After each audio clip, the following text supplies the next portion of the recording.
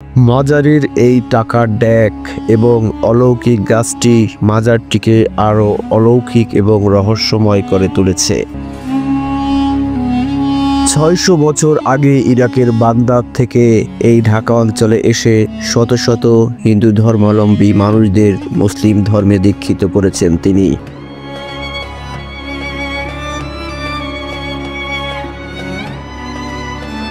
প্রিয় দর্শক, আমি বর্তমানে আছি ঢাকার পীরপুরে হযরত শাহ আলী রহমতুল্লাহ আলাইহির মাজার শরীফের ঠিক আমার পিছনেই তার মাজার রয়েছে। প্রচুর ভক্ত অনুরাগীরা এখানে প্রতিনিয়ত ভিড় করে। বাংলাদেশের বিভিন্ন মানুষ এসেছে এবং আজকে হযরত শাহ আলী রহমতুল্লাহ আলাইহির মাজার শরীফের আধ্যাত্মিক কিছু জিনিস আপনাদের দেখাবো, যা দেখে আপনারা অবাক হবেন এবং আপনারা অনেকেই এখন পর্যন্ত এই সকল জিনিস দেখেননি, তাই পুরোটা সময় আমাদের সাথে থাকুন। হযরত শাহ আলী রহমতুল্লাহ আলাইহি প্রায় ৬০০ বছর পূর্বে ইরাকের বাগদাদ থেকে ইসলাম প্রচারের উদ্দেশ্যে ঢাকার মিরপুরে আস্তানা গাড়েন এবং এখানেই তিনি তার বসতি স্থাপন করেন। সুলতানিয়া আউলিয়া শাহ আলী রহমতুল্লাহ আলাইহির আধ্যাত্মিক ক্ষমতা বলে ঢাকার বুকে শাহ আলী রহমতুল্লাহ আলাইহির ক্রামত দেখে অনেকে দলে দলে ইসলাম গ্রহণ করেন। শাহ আলী রহমতুল্লাহ আলাইহি আল্লাহর দরবেশে পরিণত হওয়ার পরে অনেক মানুষ হযরত শাহ আলী রহমতুল্লাহ আলাইহির কাছে আসতো। তারপর হযরত শাহ আলী রহমতুল্লাহ আলাইহি এভাবে আস্তে আস্তে ইসলামের বাণী সকলের কাছে পৌঁছে দেন।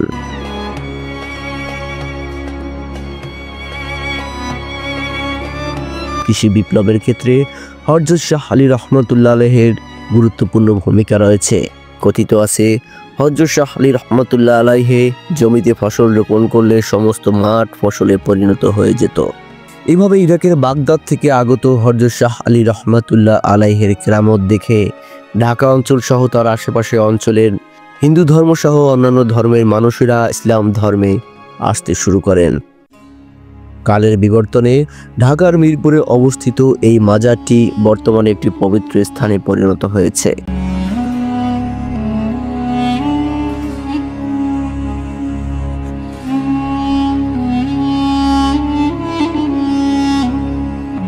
হযরত শাহ আলী রহমতুল্লাহ আলাইহির মাজারের সামনেই প্রায় ৩০০ বছর পূর্বের একটি বিশাল বটগাছ রয়েছে।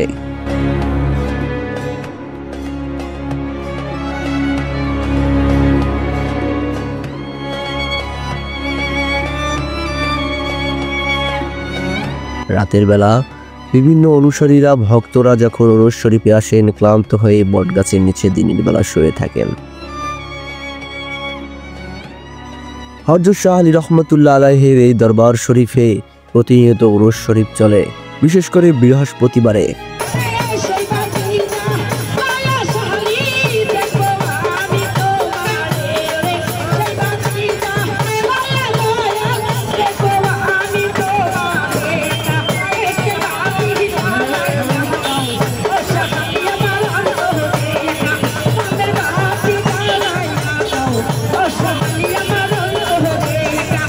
তবে হযরত শাহ আলী রহমতুল্লাহ আলাইহির এই মাজারের সবথেকে আকর্ষণীয় বিষয় হলো একটি বিশাল বড় টাকার ড্যাগ।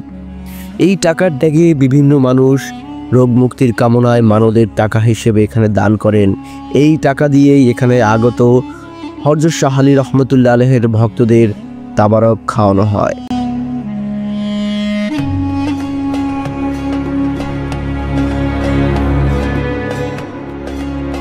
এই ড্যাগের পাশেই রয়েছে বিশাল একটি গাছ।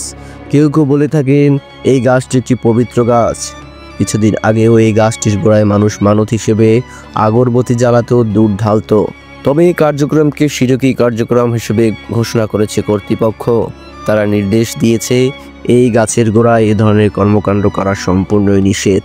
হযরত শাহ আলী রহমতুল্লাহ আলাইহি আল্লাহর একজন বড় পয়গম্বর, বড় পীর ছিলেন।